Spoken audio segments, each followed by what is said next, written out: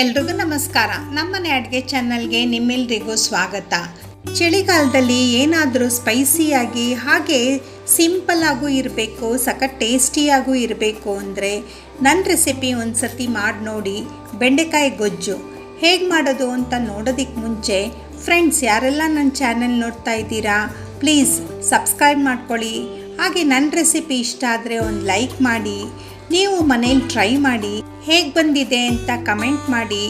ಬೆಂಡೆಕಾಯಿ ಗೊಜ್ಜು ಈ ರೆಸಿಪಿ ನಿಮಗೆ ಸೈಡ್ ಡಿಶ್ ಆಗಿ ಕಾಂಬಿನೇಷನ್ಗೆ ಪ್ಲೇನ್ ರೈಸು ಪ್ಲೇನ್ ಸಾಂಬಾರು ಮಾಡಿಕೊಂಡಾಗ ಅವಾಗ ಸೈಡ್ ಡಿಶ್ ಆಗು ತೊಗೊಬೋದು. ಚಪಾತಿ, ಮುದ್ದೆ, ರೊಟ್ಟಿ, ಪೂರಿ ಎಲ್ಲದಕ್ಕೂ ಒಳ್ಳೆ ಕಾಂಬಿನೇಷನ್ ಆಗಿರುತ್ತೆ. ಹೇಗೆ ಮಾಡೋದು ಅಂತ ನೋಡೋಣ ಬನ್ನಿ. ಮೊದಲಿಗೆ ಒಂದು ಫ್ರೈಯಿಂಗ್ ಪ್ಯಾನ್ ತೊಗೊಂಡು ಅದಕ್ಕೆ 2-3 ಟೇಬಲ್ ಸ್ಪೂನು ಎಣ್ಣೆ ಹಾಕ್ಕೊಳ್ಳಿ. ಹಾಗೆ ಕಟ್ ಮಾಡಿ ಇಟ್ಕೊಂಡಿರೋ ಅಂಥ ಬೆಂಡೆಕಾಯಿ ಸಹ ಹಾಕಿಬಿಟ್ಟು ಹಾಕಿರೋ ಅಂಥ ಎಣ್ಣೆಯಲ್ಲಿ ಫ್ರೈ ಮಾಡ್ತಾಯಿರಿ. ಅದರ ಲೋಳೆ ರಸ ಹೋಗಬೇಕು ಅಂದರೆ 2 ಟೇಬಲ್ ಸ್ಪೂನು ಮೊಸರು ಹಾಕಿ. ಮೊಸರು ಹಾಕೋದ್ರಿಂದ ಬೇಗ ಅದರ ಲೋಳೆ ರಸ ಎಲ್ಲ ಹೋಗ್ಬಿಡುತ್ತೆ. ಇಲ್ಲಿ ಮೊಸರು ಬದಲಾಗಿ ನೀವು ಲಿಂಬೆಹಣ್ಣು ರಸ ಕೂಡ ಹಾಕ್ಕೊಬೋದು. ಬೇಗನೂ ಬೇಯುತ್ತೆ ಮತ್ತು ಬೇಗ ಅದರ ಲೋಳೆ ರಸ ಎಲ್ಲ ಹೋಗ್ಬಿಡುತ್ತೆ. ನೋಡಿ ಝೂಮ್ ಮಾಡಿ ತೋರಿಸ್ತಾ ಇದ್ದೀನಿ ಎಷ್ಟು ಅಂಟಂಟಿದೆ ಬೆಂಡೆಕಾಯಿ. ಒಂದು 5-10 ನಿಮಿಷ ನೀವು ಇದೇ ಥರ ಫ್ರೈ ಮಾಡಿದ್ರೆ ಬೇಗ ಫ್ರೈ ಆಗೋಗುತ್ತೆ ಮತ್ತು ನಿಮಗೆ ಅಂಟಂಟೆಲ್ಲ ತುಂಬ ಬೇಗ ಹೋಗ್ಬಿಡುತ್ತೆ.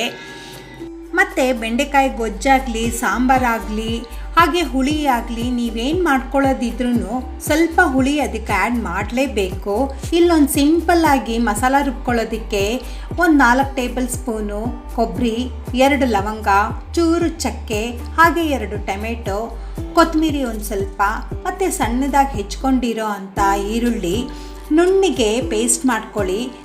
ಹಾಗೆ ಫ್ರೈ ಮಾಡ್ಕೊಂಡಿರೋ ಅಂಥ ಬೆಂಡೆಕಾಯಿ ಎಲ್ಲನೂ ಒಂದು ಪ್ಲೇಟಿಗೆ ಹಾಕ್ಕೊಂಡು ಅದೇ ಬಾಣಲಿಗೆ ಸ್ವಲ್ಪ ಎಣ್ಣೆ ಹಾಕ್ಕೊಂಡು ಒಂದು ಸ್ವಲ್ಪ ಈರುಳ್ಳಿ ಸ್ವಲ್ಪ ಕೆಂಪಿಗೆ ಫ್ರೈ ಮಾಡ್ಕೊಂಡಿದ್ದೀನಿ. ನಂತರ ಇಲ್ಲಿ ನಾನು 2 ಎಸಳು ಕರಿಬೇವು ಹಾಕ್ಕೊಂಡಿದ್ದೀನಿ ಮತ್ತು 1 ಬೆಳ್ಳುಳ್ಳಿ ಸಿಪ್ಪೆ ಬಿಡಿಸಿ ಜಜ್ಜಿಟ್ಟು ಅದನ್ನು ಸಹ ಹಾಕ್ಕೊಂಡಿದ್ದೀನಿ. ಎಲ್ಲ ಪದಾರ್ಥಗಳನ್ನು ಹಾಕ್ಕೊಂಡು ನೀಟಾಗಿ ಒಂದು ಸತಿ ಒಗ್ಗರಣೆಯಲ್ಲಿ ಫ್ರೈ ಮಾಡ್ಕೊಳ್ಳಿ. ನಂತರ ಇಲ್ಲಿ ರುಬ್ಬಿಟ್ಕೊಂಡಿರೋ ಅಂಥ ಮಸಾಲೆ ಹಾಕಿಬಿಟ್ಟು ಅದಕ್ಕೆ ಎಷ್ಟು ಬೇಕೋ ಅಷ್ಟು ಮಿಕ್ಸಿ ಜಾರ್ ತೊಳೆದಿರೋ ಅಂಥ ನೀರು ಸಹ ಹಾಕಿಬಿಟ್ಟು ಒಗ್ಗರಣೆಯಲ್ಲಿ ಒಂದು 5-10 ನಿಮಿಷ ಫ್ರೈ ಮಾಡಿ. ಆಮೇಲೆ 1/4 ಟೇಬಲ್ ಸ್ಪೂನ್ ಅರಿಶಿನ, 1 ಟೇಬಲ್ ಸ್ಪೂನ್ ಅಚ್ಕಾರದ ಪುಡಿ ಮತ್ತು ರುಚಿಗೆ ತಕ್ಕಷ್ಟು ಉಪ್ಪು, 1 ಸ್ಪೂನು ಧನಿಯಾ ಪುಡಿ ಮತ್ತು ಇಲ್ಲಿ ನಾನು ಹುಣಸೆಹಣ್ಣು ನೆನೆಸಿಟ್ಕೊಂಡು ಅದರ ರಸ ಸಹ ಹಾಕ್ಕೊಂಡಿದ್ದೀನಿ. ಇದು ಸ್ಕಿಪ್ ಮಾಡಬೇಡಿ, ಯಾಕಂದರೆ ಯಾವುದೇ ಬೆಂಡೆಕಾಯಿ ನೀವು ರೆಸಿಪಿ ಮಾಡಬೇಕು ಅಂದರೂ ಸ್ವಲ್ಪ ಹುಳಿ ಇದ್ರೇ ಅದಕ್ಕೆ ಒಳ್ಳೆ ಟೇಸ್ಟ್ ಕೊಡುತ್ತೆ. ನಂತರ ಇಲ್ಲಿ ಫ್ರೈ ಮಾಡಿ ಇಟ್ಕೊಂಡಿರೋ ಅಂಥ ಬೆಂಡೆಕಾಯಿ ಎಲ್ಲ ಮಸಾಲೆಗೆ ಹಾಕಿಬಿಟ್ಟು ಚೆನ್ನಾಗಿ ಒಂದು ಸತಿ ಫ್ರೈ ಮಾಡ್ಕೊಳ್ಳಿ. ಬೆಂಡೆಕಾಯಿ ಎಲ್ಲನೂ ಮಸಾಲೆಗೆ ಹೊಂದ್ಕೊಬೇಕು. ಹಾಗೆ ಬೆಂಡೆಕಾಯಿ ಬೇಯೋದಕ್ಕೆ ಎಷ್ಟು ನೀರು ಬೇಕೋ ಅಷ್ಟು ನೀರು ಹಾಕಿಬಿಟ್ಟು ಒಂದು 5-10 ನಿಮಿಷ ಲಿಡ್ ಮುಚ್ಚಿಟ್ರೆ ರೆಡಿಯಾಗಿದೆ ನೋಡಿ ಬೆಂಡೆಕಾಯಿ ಗೊಜ್ಜು. ಇದು ನಾವು ಆಲ್ರೆಡಿ ಮುಂಚೆನೇ ಬೆಂಡೆಕಾಯಿ ಸ್ವಲ್ಪ ಹುರ್ಕೊಂಡಿರ್ತೀವಿ. ಸೊ ಹಾಗಾಗಿ ಬೇಯಿಸೋದಕ್ಕೆ ಅಷ್ಟೊಂದು ಟೈಮ್ ಬೇಕಾಗಲ್ಲ. ಸ್ವಲ್ಪ ಅದು ಹೊಂದ್ಕೊಳ್ಳೋ ಥರ ಇದ್ದರೆ ಗೊಜ್ಜೆಲ್ಲ ಹೊಂದ್ಕೊಬೇಕು. ಆ ಕನ್ಸಿಸ್ಟೆನ್ಸಿ ಬಂದರೆ ಆಫ್ ಮಾಡಿ. ಇಲ್ಲಿ ನಾನು ಒಂದು ಪ್ಲೇಟಿಗೆ ಸರ್ವ್ ಮಾಡ್ಕೊಳ್ತಾ ಇದ್ದೀನಿ ನೋಡಿ. ರೆಡಿಯಾಗಿದೆ ಬೆಂಡೆಕಾಯಿ ಗೊಜ್ಜು. ನನ್ನ ರೆಸಿಪಿ ಇಷ್ಟ ಆದರೆ ಒಂದು ಲೈಕ್ ಮಾಡಿ. Thank you.